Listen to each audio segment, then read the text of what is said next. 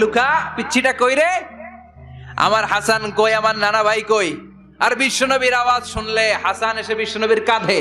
আল্লাহু আকবার, আল্লাহু আকবার।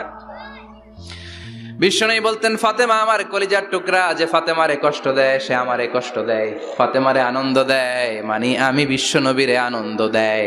এই ফাতেমা সব সময় পর্দায় থাকতেন, দিনের বেলা বেরোতেন না, সারা দিনে টয়লেট করতেন একবার, সেটাও করতেন রাত্রে, যাতে দিনের বেলা কেউ তারে না দেখে। কি ব্যালেন্স লাইফ, কি ব্যালেন্স লাইফ! রাতে একবার টয়লেটে যাও মানে কি সারাদিন খাওয়া দাওয়া এরকম ব্যালেন্স করে করতেন। কেউ দেখতে পারে নাই ওনারে কেমন ছিল, কেউই জানতো না। এমন ভাবে চলাফেরা করতো, কোনো পুরুষদের সামনে দিয়ে কখনো যেতেন না। এজন্য ইন্তেকালের আগে আলীকে বললেন, আলী, বিশ্বনবীর ওসিয়ত অনুযায়ী কিছুদিন পরে আমি আমার বাবার সাথে সাক্ষাৎ করব।